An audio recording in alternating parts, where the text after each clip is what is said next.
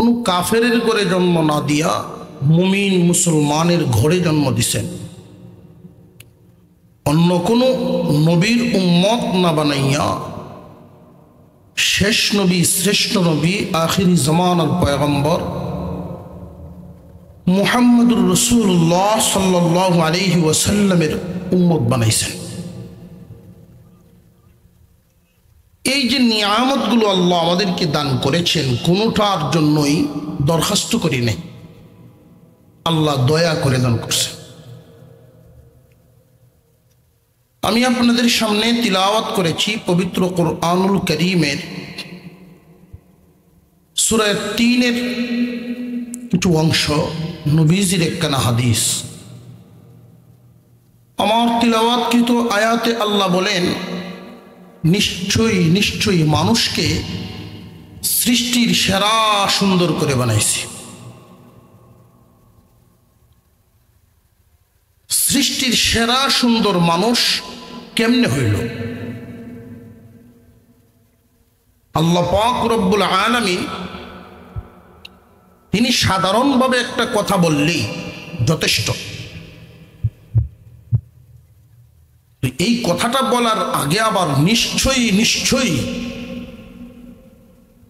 এই দুইটা শব্দ ব্যবহার কথার ওজন বাড়ায়া দেয়। আল্লাহ বলেন, নিশ্চয়ই নিশ্চয়ই মানুষকে সৃষ্টির সেরা সুন্দর করে বানাইল। এই পৃথিবীতে আমরা যা দেখি সব কিছু আল্লাহ পাক হুকুম দিয়ে বানাইছেন। তিনি শুধু হুকুম করেছেন, বিশাল বিশাল পাহাড় হয়ে গেছে। তিনি শুধু হুকুম করেছেন, বিশাল বিশাল আসমান হয়ে গেছে। মানুষটাকে আল্লাহ হুকুম দিয়ে বানান নাই। আদম আলাইহিস সালামের বডিটা যখন বানানো হয়, মাটির পিঁড়া বানাইয়া আল্লাহর সামনে ফেরেশতারা তুলে ধরেন। আল্লাহ পাক রব্বুল আলামিন আদম আলাইহিস সালামের চেহারা আল্লাহর নিজ কুদরতি হাত লাগায়া নাক একটু টান দিয়া দাঁড় করায় দিলেন, নাকটা একটু উঁচা করলেন। মহান আল্লাহ পাক তার কুদরতি হাত লাগাইয়া চোখটা জায়গা মতো বসায় দিলেন, কানটা সুন্দর করে বসাইলেন। অর্থাৎ কন্ট্রোলার নালীর থেকে নিয়া উপরের অংশটুকু আল্লাহর কুদরতি হাত দিয়া বাড়াইছে। ঘোষণা দিলেন কি? লাকাদ খালাকনাল ইনসানা ফি আহসানি তাকওয়িম। নিশ্চয়ই নিশ্চয়ই মানুষকে সৃষ্টির সেরা সুন্দর করে বানাইলাম। বুঝতে হবে আল্লাহর সৃষ্টি কি আছে। আল্লাহ পাকের সৃষ্টি জগৎ, একটা হলো ইহ জগৎ আর একটা হলো পরজগৎ। ইহ জগতের সীমানা কতটুকু আর পরজগতের সীমানা কতটুকু। ইহ জগৎ যদি আমরা বুঝতে চাই, প্রথমে উপরের দিকে একটু নজর দেই। উপরের দিকে নজর দিলে চাঁদ সূর্য দেখতে পাই, সবগুলোই প্রথম আসমানের নিচে। আকাশ ভর্তি তারকারাজি দেখতে পাই, ওইগুলো প্রথম আসমানের ওই নিচে। আমরা যে উপরের দিকে তাকাই আসমান দেখতে পাই, এই রকম আসমান আল্লাহ একটা দুইটা নয় 7টা বানাইছেন। এক সময় বিজ্ঞানীরা আসমান বলতে কিছু আছে এটাই মানত না, স্বীকার করত। দূর দূর দেখা যায়, এই জন্য নীল মনে হয়, আসমান বলতে কিছু নাই। অথচ কুরআনুল কারীমে আসমানের বর্ণনা আছে না নেই? কোরআন তারা মানত না, এই জন্য স্বীকার করত না। আল্লাযী খালাকা সাবআ সামাওয়াতিন তিবাকা, একটা নয়, দুইটা নয়, মজবুত করে করে আল্লাহ 7টা আসমান বানাইছেন। আমাদের মাথার উপরে যে আসমান স্থির পানি দ্বারা বানিয়েছেন, এর উপরের যে আসমান দ্বিতীয় আসমান তামা দ্বারা লোহা দ্বারা বানিয়েছেন। তৃতীয় যেই আসমান তামা দ্বারা বানিয়েছেন। চতুর্থ আসমানটা আল্লাহ পাক রূপা দ্বারা বানাইছেন। পঞ্চম আসমানটা স্বর্ণ দিয়ে বানাইছেন। ষষ্ঠ আসমানটা ইয়াকুত পাথর দ্বারা বানিয়েছেন। সপ্তম আসমান নূর দ্বারা বানিয়েছেন। এই জমিন থেকে প্রথম আসমানের দূরত্ব 500 বছরের রাস্তা। আল্লাহর পয়গম্বর বলেন, জমিন থেকে আসমানটা যত দূর, এটা পুরো হলো এতটুকু। 500 বছরের রাস্তা যেমন শূন্য স্থান, ওই আসমানটা মোটাও আরো 500 বছরের রাস্তা। আসমান এবং শূন্য স্থান দুইটাই মিলে 1000 বছরের রাস্তা হয়। এরকম 7টা আসমান, 7টা শূন্য স্থান, মোট 7 আসমান পর্যন্ত 7000 বছরের রাস্তা। ইহ জগতের সীমানা উপরের দিকে, জমিন থেকে 7 আসমান 7000 বছরের রাস্তা। সপ্তম আসমান থেকে সিদরাতুল মুনতাহা আরো 7000 বছরের রাস্তা। এই সিদরাতুল মুনতাহা একখানা বড়ই গাছ, যেই গাছের সাথে হেলান দিয়া জিবরাইল আমিন বসা থাকেন। 7 আসমান, জমিন থেকে যত দূর সিদরাতুল মুনতাহা আরো এত দূর। ওই সিদরাতুল মুনতাহা ইহ জগতের উপরের বাউন্ডারি, উপরের সীমানা হলো সিদরাতুল মুনতাহা। আমার আপনার পয়গম্বর বলেন, এটা একটা বড়ই গাছ।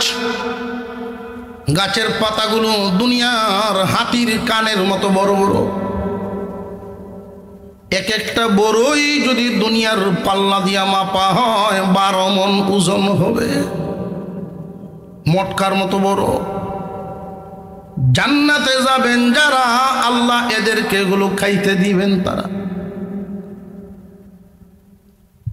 খাইবেন বড়ই। আল্লাহ কবুল করুক, বলুন আমিন। 12 মণ ওজনের বড়ই কেমনে কিতা করবেন?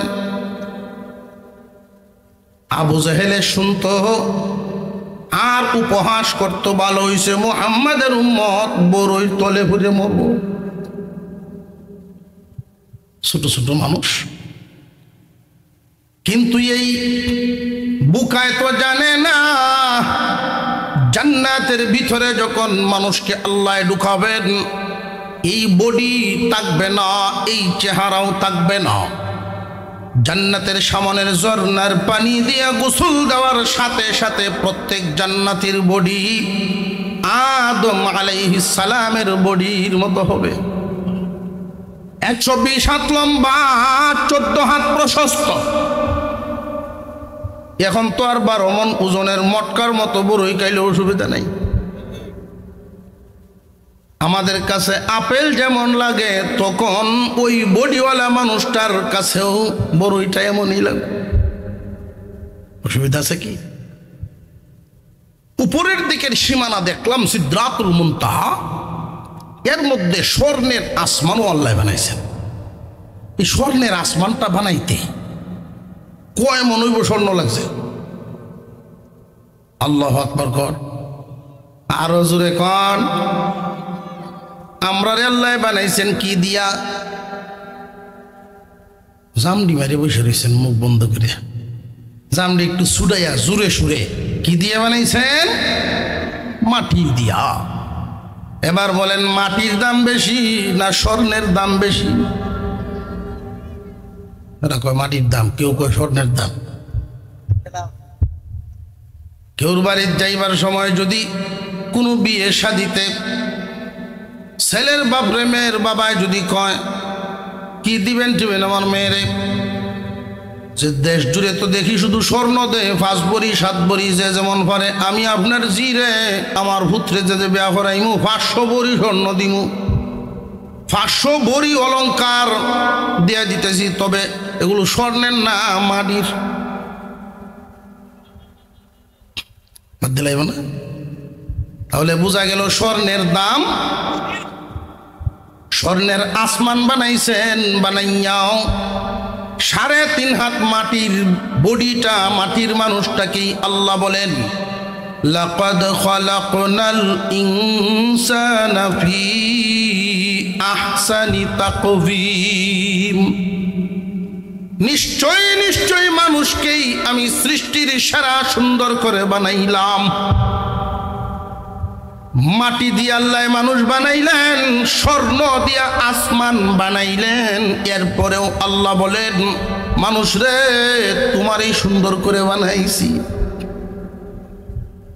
এই দুনিয়ার জমিনে আমরা কত কিছু দেখি, কত প্রাণী দেখি, সুন্দরের প্রশংসাও করি। মহান আল্লাহ পাক রব্বুল আলামিন মাটি দিয়ে মানুষ বানাইলেন, কিন্তু এই মাটির মানুষটাকেই সুন্দর বলে ঘোষণা দিলেন। বুঝে আসে না সৃষ্টি জগতের মধ্যে সীমানা পাইলাম উপরের দিকে সিদরাতুল মুনতাহা, এর ভিতরে স্বর্ণের আসমান দেখলাম, কিন্তু মানুষকে আল্লাহ সুন্দর বলেছেন। রূপার আসমান দেখলাম, না মানুষই সুন্দর। ইয়াকুতের আসমান আছে, না মানুষই সুন্দর। ও আল্লাহ, যুক্তি আসে না মানুষ কেমনে সুন্দর হইল।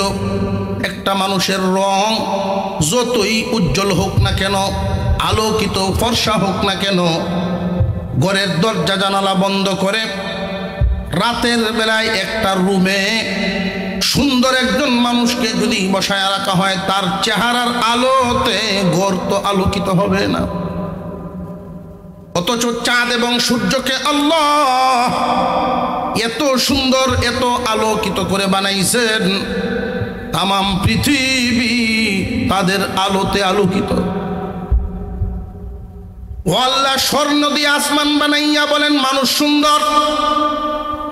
এত আলোকিত চাঁদ সূর্য বানাইয়াও আল্লাহ বলেন মানুষই সুন্দর। মহান আল্লাহ পাক রব্বুল আলামিন মানুষকে এত সুন্দর করে বানাইছেন, কুরআনুল কারীমে সার্টিফিকেট নাজিল করছেন।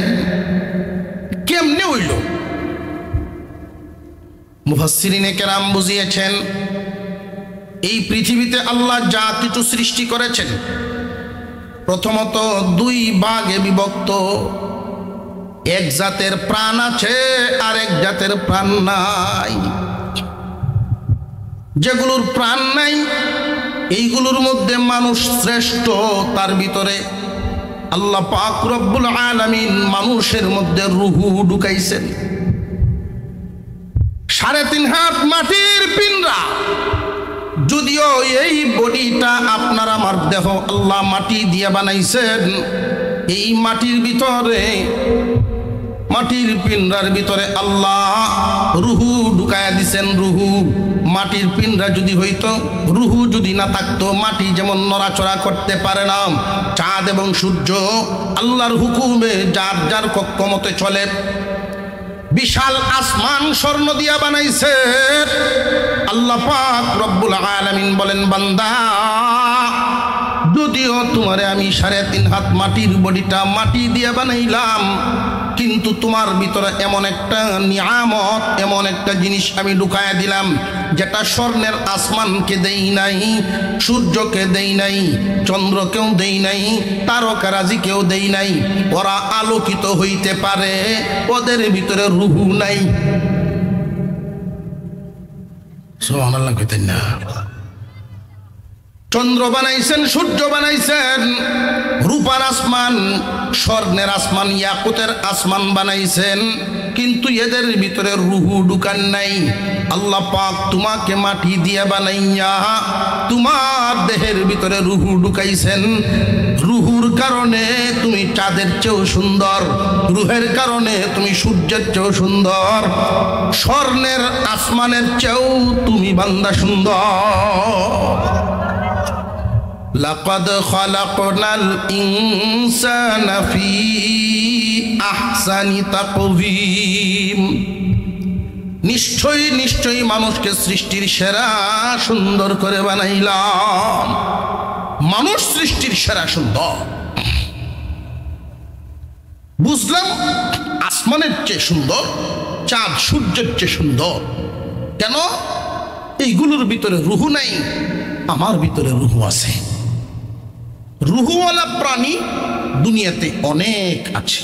ও আল্লাহ, যেগুলোর রুহু নাই, অপ্রাণী, সেগুলোর থেকে আমি সুন্দর বুঝলাম, কিন্তু রুহুওয়ালা প্রাণীর থেকে আমি কেমনে সুন্দর ওইটাও একটু বুঝতাম। যত প্রাণী আমরা দেখি বা না দেখি, প্রত্যেকটা প্রাণীকেই আল্লাহ অঙ্গ প্রত্যঙ্গ দিয়েছেন। যার যার কার্যকলাপ প্রয়োজন মিটানোর জন্য অঙ্গ দান করেছেন, চলাফেরার জন্য অঙ্গ ব্যবহার করা হয়। মানুষকেও আল্লাহ অঙ্গ প্রত্যঙ্গ দিয়েছে, অন্যান্য প্রাণীদেরকেও দিয়েছে। পা দিয়ে হাঁটে, জিহ্বা দিয়া স্বাদ গ্রহণ করে, চোখ দিয়া দেখে, কান দিয়া শুনে। মানুষের অঙ্গের মধ্যেও আল্লাহ যেমন যোগ্যতা দিয়েছেন, অন্যান্য প্রাণীদেরকেও দুনিয়ার হাজত মিটানোর জন্য যোগ্যতা দিয়েছেন। যেমন ধরুন একটা গরু, এই গরুকে যে আমরা খাবার দেই, গরুরও জিহ্বা আছে, মানুষেরও জিহ্বা আছে। আল্লাহ পাক সৃষ্টিগতভাবে জিহ্বার মধ্যে একটা শক্তি দান করেছেন। কিতাবের ভাষায় শক্তিটার নাম কুওয়াতে যায়কা, স্বাদ শক্তি। খাবারের মজা, স্বাদ, ওইটা কি শুধু মানুষে বুঝে না অন্য প্রাণীরাও বুঝে? একটু জোরে কর। গরুকে যদি সাদা পানি দেন, যেই পরিমাণ খাইব, লবণ দিয়া, লালি দিয়া, কোড়া বা বসি দিয়া দিলে একটু বেশি খাইব। তাহলে মজা সেও বুঝে, জিহ্বায় তার মজা দেওয়া। মানুষের জিহ্বায়ও স্বাদ শক্তি আছে, গরুর জিহ্বাতেও স্বাদ শক্তি আছে, কিন্তু মানুষের জিহ্বায় আল্লাহ এমন একটা ক্ষমতা দান করেছেন, যেই ক্ষমতা অন্য কোনো প্রাণীর মধ্যে নাই। ঠিক তেমনি প্রত্যেকটা অঙ্গ অন্যান্য প্রাণীর চাইতে মানুষের অঙ্গগুলো দামি। মহান আল্লাহ পাক অন্যান্য প্রাণীদের অঙ্গ বডিটা যে তৈরি করেছেন, এক একটা অঙ্গ দিয়া এক এক ধরনের কাজ করে, কিন্তু মানুষের অঙ্গগুলো এমনভাবে গুণ দিয়া ভরপুর করেছেন, যোগ্যতা ক্ষমতা এমন দান করেছেন। মানুষের বডিটা যদিও আল্লাহ বানাইছেন মাটি দ্বারা, এই বডিতে আল্লাহ এমন গুণাবলী দান করেছেন। জিহ্বা দিয়া শুধু স্বাদ গ্রহণ করা যায় না, আরো যোগ্যতা আছে।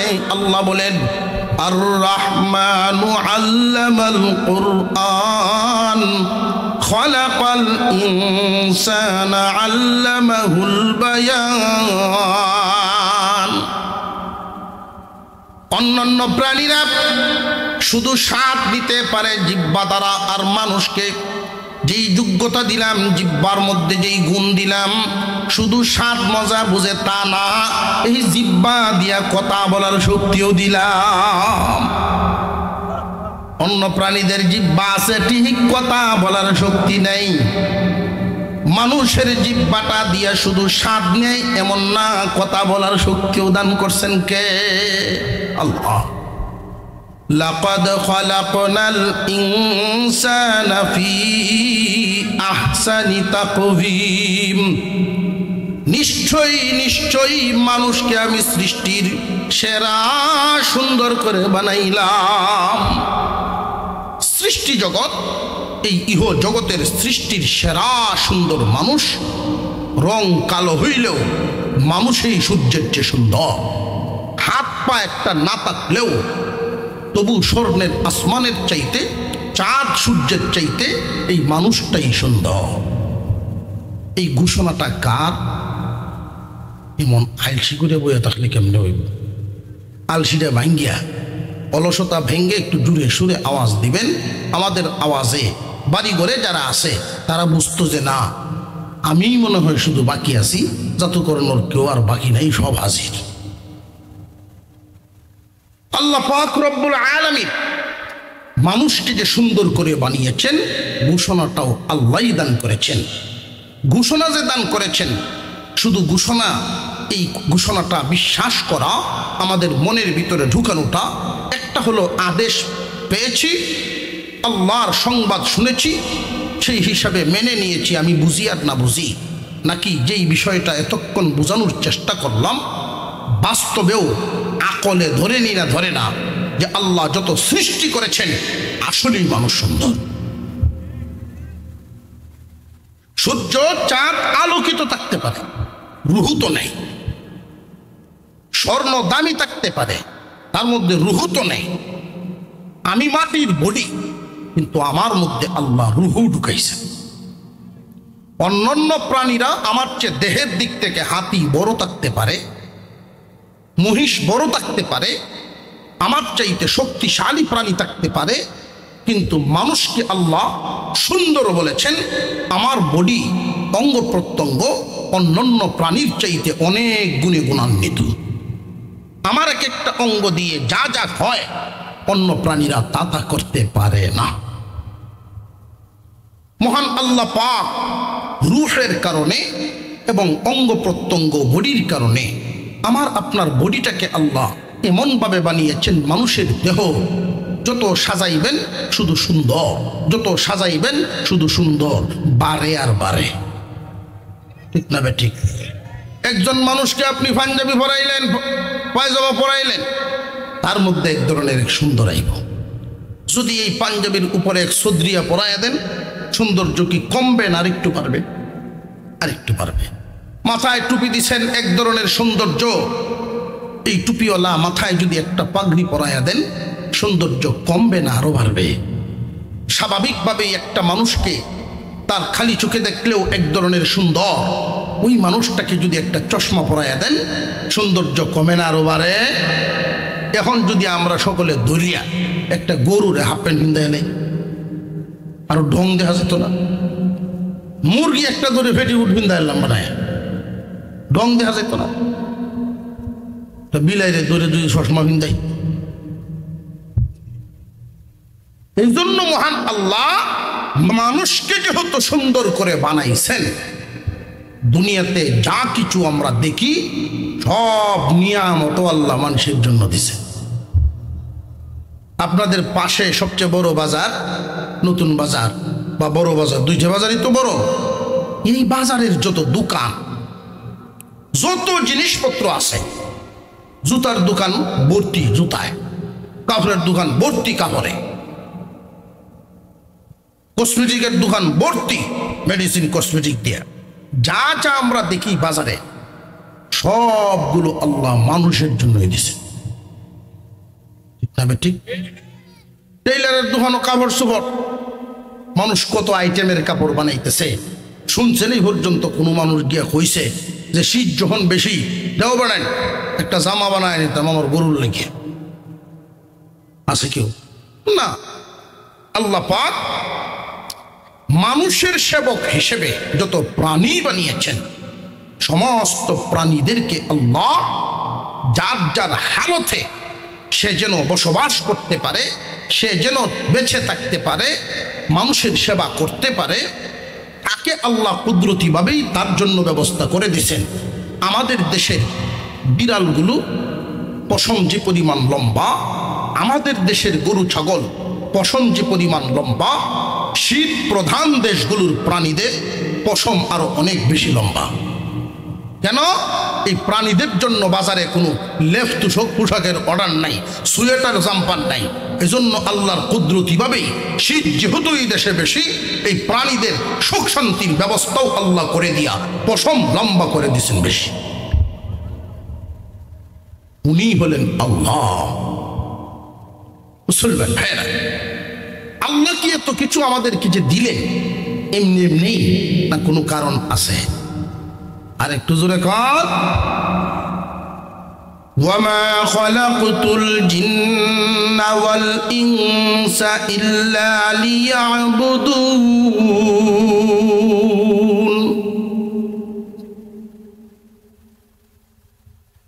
জিন এবং ইনসান, মানব দানবকে আল্লাহ সৃষ্টি করেছেন, মানব দানবকে সৃষ্টি করেছেন আল্লাহর গোলামির জন্য, আল্লাহর ইবাদতের জন্য, অন্য কোনো কারণে না। শুধুমাত্র কেবলমাত্র মানুষ আল্লাহর ইবাদত করবে, এই একটা কাম, আর কোন কাম না। মানুষকে যেহেতু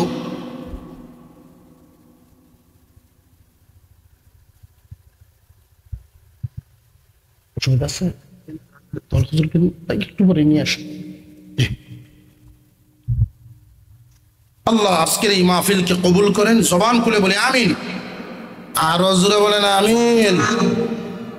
মানুষকে আল্লাহ বানিয়েছেন, উদ্দেশ্য কি? আল্লাহর ইবাদত গোলামি। তাম পৃথিবী বানাইছেন, দুনিয়াতে আমরা যা কিছু দেখি আর না দেখি সব বানাইছেন মানুষের গোলামির জন্য, মানুষকে বানাইছেন আল্লাহর গোলামির জন্য। বিশাল হাতিটা মানুষকে মানে, সমস্ত প্রাণী, একটা গরুর গায়ে অনেক শক্তি, কিন্তু এরপরেও গরু মানুষের তাবে, মানুষের হুঁশ মান্যে চলে। আল্লাহ পাক মানুষের সেবার জন্য সব বানাইছে, এবং মানুষ এই দুনিয়াতে বেঁচে থাকার জন্য যা যা বেশি প্রয়োজন আল্লাহ সব সহজ করে দিছে। বাতাস, এটা সারা বাঁচা যাইব না? আর আওয়াজে বোঝা যায় বাঁচা যাইব না? বাঁচা যাবে না। অক্সিজেন ছাড়া মানুষ বাঁচবে না। দেখেন নতুন বাজার কোনো ব্যাপারই নাই এরকম যে বাতাস বেছে, আর এমন কোনো খরিদ্দারও নাই বাতাস কিনিয়া গরম চলন লাগে। তার সবচেয়ে বেশি প্রয়োজন যে বাতাস, আল্লাহ পাক রব্বুল আলামিন সহজ করে দিছেন। বান্দা, এটা যদি আমি কঠিন করতাম তোমার হালত কি হইত? আল্লাহ যদি বলতেন দৈনিক 100 রাকাত নফল নামাজ পড়তে হবে, নইলে অক্সিজেন আগামীকালকে পাইবা না, মানুষ পড়তনি না? পড়ত না? অবশ্যই পড়ত। বাচ্চা থাকার জন্য মানুষ মরতে চায় না। দেখবেন অসুখ হইলে বাড়ি ছেড়ে হাসপাতালে দৌড়ে, মরতে চায় না। আপনার বড় হাসপাতালে যদি চলে না, ডাক্তার যদি বলেন না হালত বেশি ভালো না, দৌড় হবে। বাঁচার জন্য মানুষ দৌড়াদৌড়ি করে, মরার জন্য কেউ দৌড়ে না। বাঁচার জন্য এত চেষ্টা, এত পলিসি, এর পরেও সময় হয়ে গেলে কেউই বেঁচে থাকতে পারে না। ঠিক না বে ঠিক? এই দুনিয়াতে চলার জন্য স্বর্ণের চাইতে লোহার ব্যবহার প্রয়োজন বেশি। লোহা ছাড়া কে চলতে পারবো? দুনিয়ার কাজকর্মে আমরা যত কিছু ব্যবহার করি, লোহার ব্যবহার সবচাইতে বেশি। জাম্বুরা কাটলেও লোহা লাগবো, দা খারাপ বাসার লাগে। ছোট বাচ্চার পায়খানা সাফ করলেও কুদাল লাগবো। এটি কি লোহা নই? লাঙ্গল, লোহার ব্যবহার কি পরিমাণ। পক্ষান্তরে স্বর্ণ, কোনো একজন মানুষ যদি সারা জীবনেও স্বর্ণ ব্যবহার না করে, দুনিয়াদারি থামবে না, আটকে পড়তো না। কিন্তু লোহা ব্যবহার ছাড়া দুনিয়াদারি সম্ভব না। জোরে খন ঠিক না? স্বর্ণের দাম বেশি না লোহার দাম বেশি? স্বর্ণের দাম বেশি।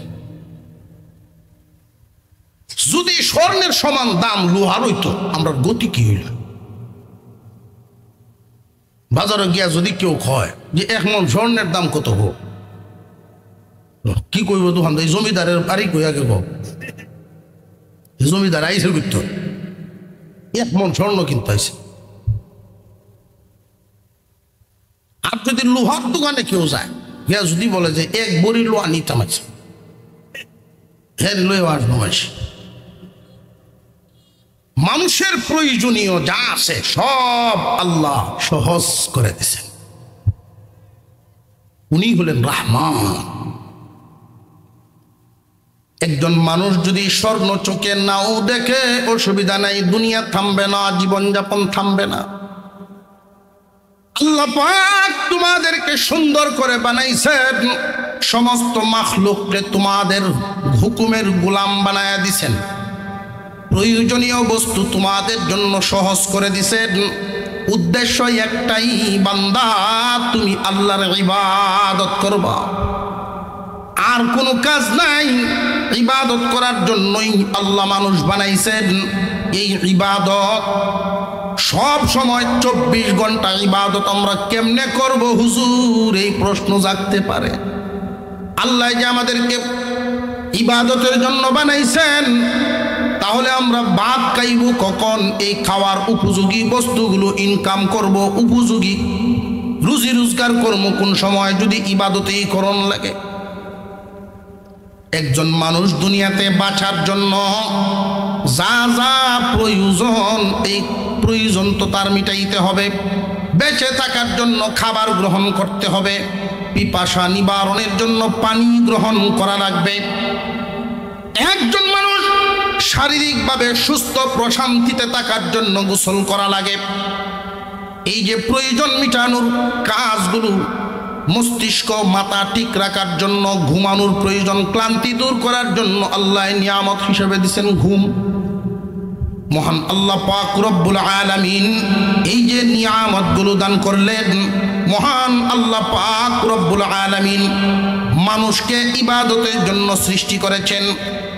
আদম আলাইহিস সালাম থেকে নিয়ে কিয়ামত পর্যন্ত সমস্ত মানুষকে সৃষ্টি করার উদ্দেশ্য একটাই, আল্লাহর ইবাদত। সমস্ত নবীগণকে পাঠানোর উদ্দেশ্য একটাই, ইবাদতের প্রশিক্ষণ।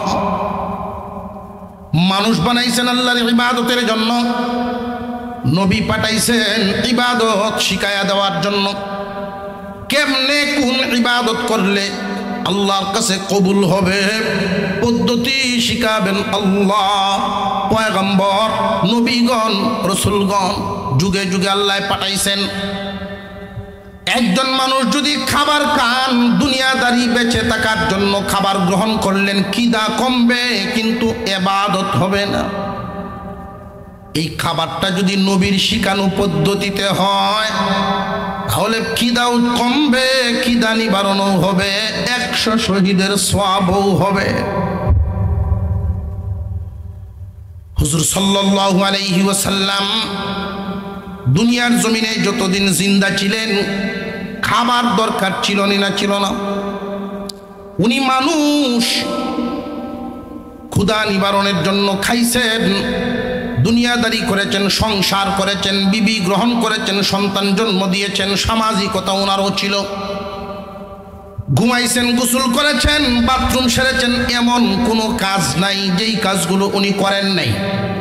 একেবারে পরিবার থেকে নিয়ে রাষ্ট্র পর্যন্ত সব বিভাগে ওনার দেওয়া পদ্ধতি আছে না নাই? কেউ যদি লাফ মাইরে ব্রিজ দেখে গিয়ে পানিত পড়ে, তবু তো গোসল হয় সুন্নত তরিকায়।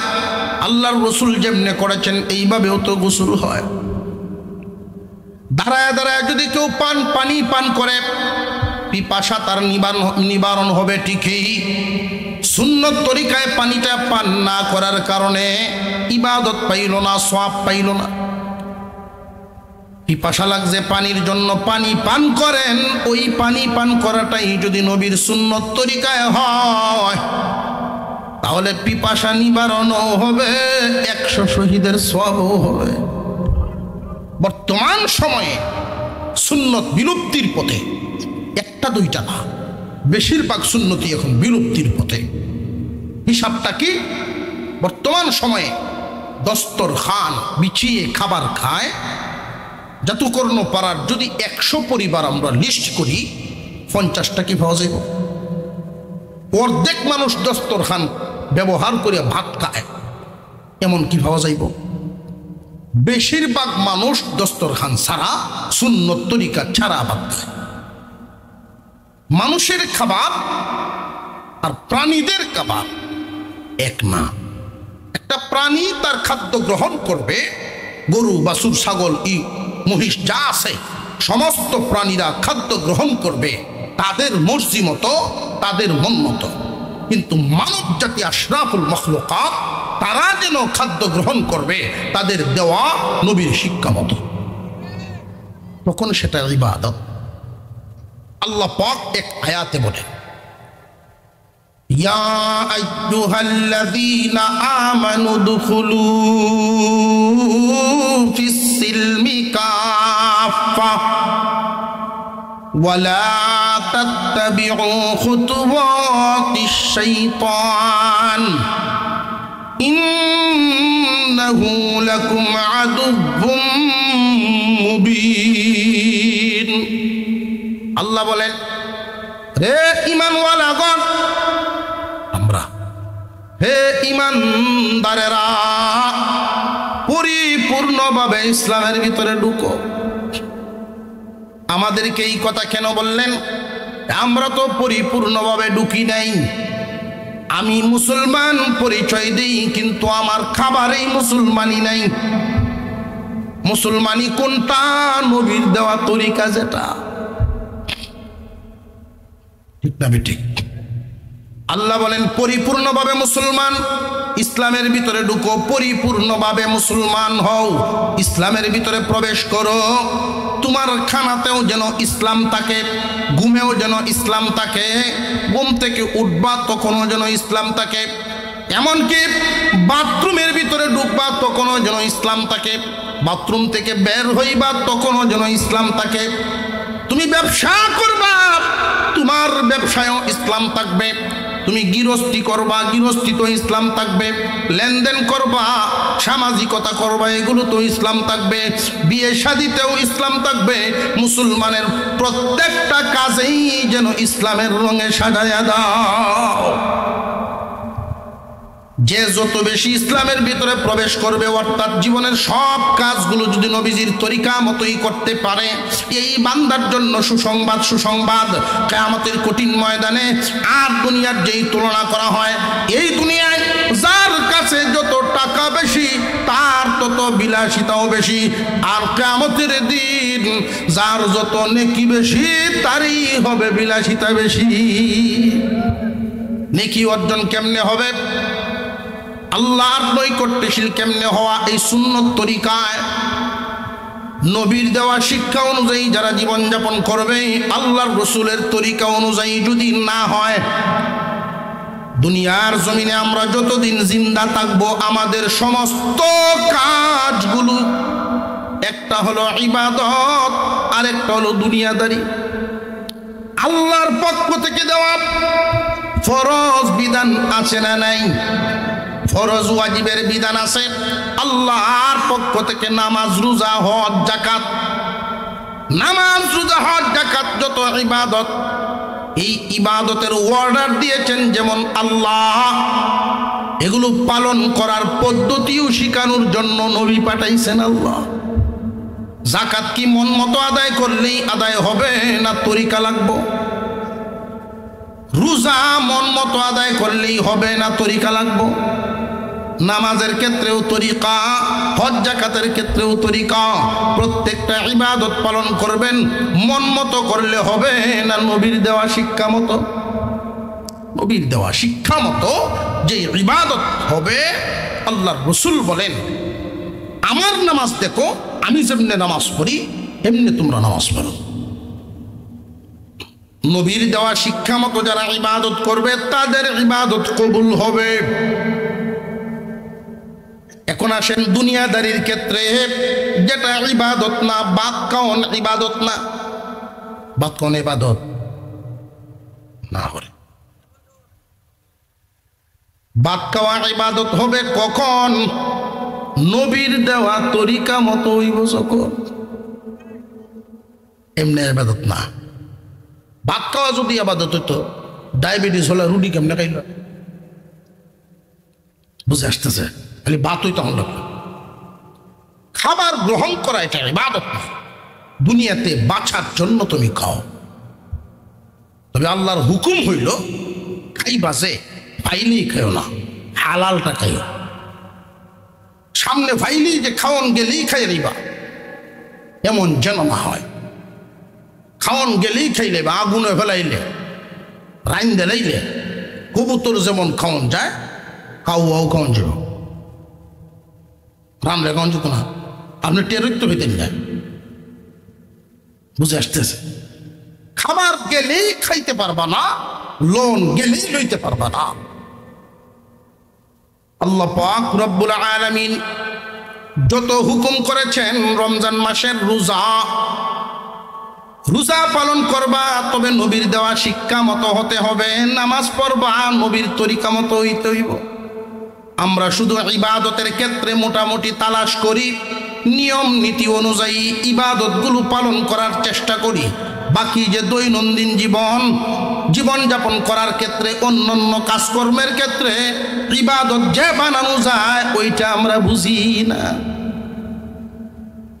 শুধু কি মসজিদের ভিতরে ইবাদত না ঘরের ভিতরেও ইবাদত আছে ঘরের ভিতরে ইবাদত প্রত্যেকটা কাজকে যদি আপনার রাসূল নবীর কাজের সাথে মিলায় নিতে পারেন সারা জিন্দেগি ইবাদতে শামিল হয়ে যায় আর এইগুলো এখন থেকেই শুরু করতে হবে যারা এখন থেকে করতে পারবেন আল্লাহ পাক রব্বুল আলামিন একটা বোনাস দিবেন কি বোনাস একজন মানুষ মহান আল্লাহ যে সুন্দর করে বানাইছেন সুন্দরের একটা সীমারেখা জন্মের সময় কত দুর্বল হয়ে জন্ম নিল আস্তে আস্তে দিন যায় আর সুন্দর শুধু বাড়ে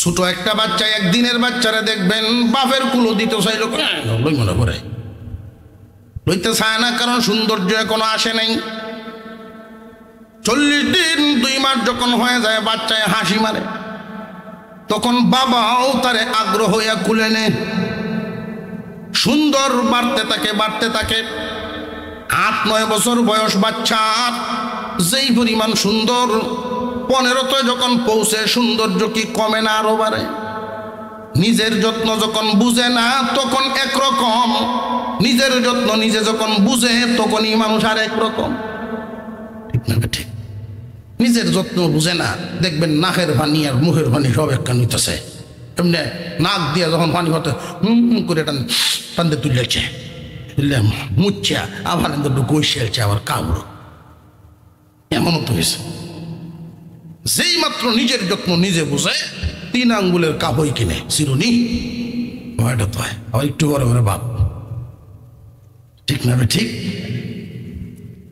নিজের যত্ন যখন মানুষ নিজে বুঝতে থাকে সৌন্দর্য বাড়তে থাকে এই সৌন্দর্য সব সময় না লক্ষ্য করে দেখেন সৌন্দর্যের একটা সীমারেখা একটা কাল যায় সুন্দর শুধু বাড়তে থাকে 25 পর্যন্ত গেল বেশি তো বেশি 30ও যাইতে পারে এরপরে আর বাড়ে না সুন্দরে 40 পর্যন্ত গিয়া এরপরে আবার বাটা শুরু হয় কমা শুরু হয়েছে কাঁচা চুল সাদা হয় টানাইল চামড়া খুশ হয় শক্তি কমতে থাকে আগের শক্তি সাহস কমে দুর্বলতা আসে এমন পর্যায়ে পৌঁছে যায় ওই যে শিশুকালে যেমন ছিল বৃদ্ধকালেও গিয়ে এমন হলো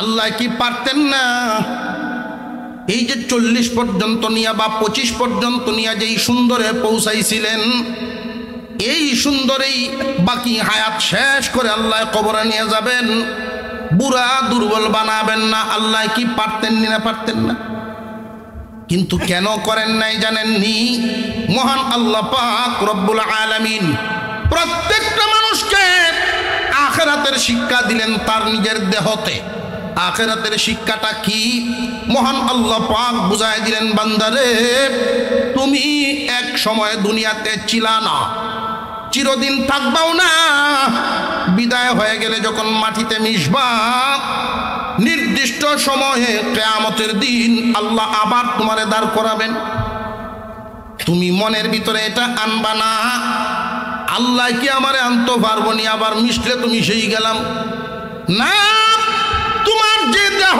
তোমার যে চেহারা এটার কোনো নকশা দুনিয়াতে ছিল না নতুন করে আমি আল্লাহ বানাইছি এখন তুমি যখন মারা যাইবা, মাটির সাথে মিশবা, তোমার তো নকশা তৈরি আছে, এখন দ্বিতীয়বার বানানো আগের চাইতে কঠিন না আরো সহজ? প্রথমবারই আল্লাহ বানাইছেন, দ্বিতীয়বার বানাইতে কি আল্লাহ পারবেন না? পারবেন না। এখন বুঝার দরকার, মহান আল্লাহ এই সৌন্দর্যটা রাখলেন না কেন? সৌন্দর্যটা রাখলেন না, মহান আল্লাহ বুঝায় দিলেন বান্দারে, সুন্দরের ধারাবাহিকতা বহাল থাকবে এক দলের, আর ওই যে নিচের দিকে বিশ্রীর দিকে যাইতেছে এই যাওয়াটা থাকবে আরেক দলের। ওইটা আবার কেমনে? মানুষের আকৃতি, মানুষের বডি, তাত্ত্বিক কথা, গবেষণামূলক কথা, এই আকৃতিতে মানুষকে আল্লাহ জাহান্নামে দেওয়া পছন্দ করেন না। সুন্দর আকৃতিতে মানুষকে আল্লাহ জাহান্নামে দিবেন না। পরিবর্তন হয়ে গেছে, রং সুরত পাল্টে গেছে, এই যে যাওয়া শুরু হইল। যার ইমান নাই, নেক আমল নাই, ইমান ছাড়া বেঈমানরা যারা মরবে, আল্লাহ পাক এদেরকে আর পরিবর্তন করবেন না। ওই যে যাওয়া শুরু হইল, নিম্নের দিকে যাইতে আছে, এইভাবে যাইতে যাইতে মানব আকৃতি আর এইরকম আর সুন্দর থাকবে না, পশুর আকৃতিতে জাহান্নামে নিক্ষেপ করা হবে। আর যারা আল্লাহর দেওয়া শর্ত পালন করবে, কি শর্ত? ইল্লাল্লাযীনা আমানু ওয়া আমিলুস সালিহাত, যারা ঈমান এবং নেক আমল অর্জন করেছে, এদের হালত কি হবে? এদের হালত হবে এমন সুন্দর, যেমন দুনিয়াতে সূর্যের চাইতেও সুন্দর, চন্দ্রের চাইতে সুন্দর, স্বর্ণের চাইতে সুন্দর, আখিরাতেও পর জগতেও মানুষ শ্রেষ্ঠ সুন্দর হবে। শ্রেষ্ঠ সুন্দর হবে কারা? ঈমান এবং নেক আমল অর্জন করেছে যারা, ঈমান এবং নেক আমল নিয়ে যারা যাবে, আল্লাহ এদেরকে পরজগতেরও সুন্দর বানাবেন। পরজগতেরও সুন্দর কেমনে বানাবেন? অনুমান করে নেন। হুরেরা, আমার আপনার পয়গম্বর বর্ণনা করেছেন হুরের সৌন্দর্য। কোন একটা হুর এক হাত কবজি পর্যন্ত যদি প্রকাশ করত, দুনিয়ার মানুষ চাঁদ সূর্যের চাইতে ওই হুরের হাতের দিকে তাকায়া থাকত। হুরেরা যদি থুথু দিত, দুনিয়ার পানি মিঠা হয়ে যেত। এক গাছি চুল ঝাঁকি দিলে তামাম পৃথিবী সুগন্ধে মোহিত হয়ে যেত। মানুষ ধৈর্যের বাঁধ হারায় ফেলতো, হুরের পিছনেই পাগল পারা হয়ে ঘুরত। এত সুন্দর করে বানাইছে, রক্ত চলাচল করে, চামড়ার নিচে মাংস, এর নিচে রগ, রগের ভিতরে রক্ত চলাচল দেখা যায়। এত সুন্দর। প্রশ্ন জাগে, তাহলে আমরা তো কালো, এত সুন্দর কি হইবনি? হ্যাঁ, হুরের চাইতেও মানুষ সুন্দর হবে জান্নাতি ইমানদার, ইমানওয়ালা, নেক আমলওয়ালা হুরের চাইতেও সুন্দর। যুক্তি কি? এই দুনিয়ার জমিনে যে বেটা কালা, কালারেও যদি জিগাইন তোর বউ সুন্দর হইতো নি? হ্যাঁ, সুন্দর হইতো। যে বেকল, হেও ক সুন্দর হইতো। নিজের চাইতে সুন্দরটা সকলেই চায়, ঠিক না বেটি? হুরেরা এমন কোন মুহূর্ত নাই, এমন কোন দিন নাই ইমানদারের অপেক্ষা করে না। ইমানদারের অপেক্ষা করে না এমন কোন মুহূর্ত নাই, এমন কোন দিন নাই। হুরেরা যদি ইমানদারের জন্য অপেক্ষা করে দুনিয়ার নিয়ম অনুযায়ী, ইমানদার কি হুরের চাইতে নিম্নমানের না আরো উচ্চমানের হবে? আরো উচ্চমানের হবে।